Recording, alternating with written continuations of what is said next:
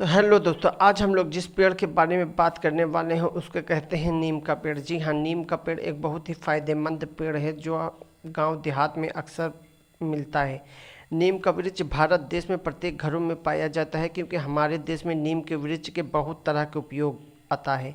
हर भारतवासी नीम के वृक्ष को अलग अलग तरह से अपने प्रतिदिन के जीवन शैली में उपयोग करता है। ग्रामीण क्षेत्रों में रहने वाले लोग नीम का दातून करते हैं, अर्थात जहाँ शहरों में रहने वाले लोग ब्रश और टूथपेस्ट का इस्तेमाल करते हैं अपने दांत को साफ़ करने के लिए, वहीं गांव के लोग नीम के दातून का इस्तेमाल करते हैं अपने दांत को साफ़ करने के लिए।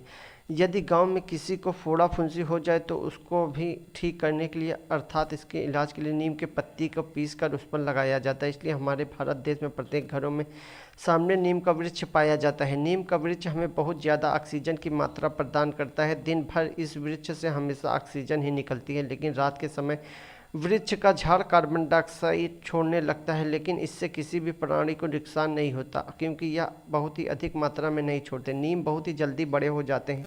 यह कुछ ही समय में लगभग 35 से 40 मीटर तक की लंबे वृक्ष बन जाते हैं, लेकिन इसकी सामान्य ऊंचाई हमारे भारत देश में 15 से 20 मीटर की होती है। इनके छाल बहुत ही कठोर होते हैं और वृक्ष का रंग लाल भूरे रंग का होता है। नीम के वृक्ष में नीम के फल भी लगते हैं जिन्हें हम निबोली कहते हैं। निबोली का स्वाद बहुत ही ज़्यादा कड़वा होता है, लेकिन हमारे भारत देश में कई स्थानों पर इन निबोलियों को सुखाकर इनको पीसकर तेल निकाला जाता है जो दिए जलाने के काम आते हैं। ऐसा प्राचीन समय में होता था, लेकिन वर्तमान समय में ऐसा सिर्फ गिने चुने स्थानों पर ही होता है। जब यह निबोली कच्ची होती है तब इसका रंग हरा होता है और जब यह पक जाती है तब इसे इन कारण पीले कारण का हो जाता है। नीम के पत्ते हरे रंग के होते हैं जिनका हमारे देश में कई तरह के उपयोग किया जाता है। यदि कहीं हमें चोट लग जाए और वहाँ जल्दी ठीक ना हो तो इन्हें पत्ते को पीस कर लेप लगाया जाता है, जिन्हें बहुत ही कम समय में वह चोट ठीक हो जाती है। नीम के फूल सफ़ेद रंग के पाए जाते हैं और इसमें थोड़ा सुगंध भी होता है, अर्थात यह सुगंधित भी होती है, लेकिन इन फूलों से बहुत ही अधिक सुगंध नहीं आती।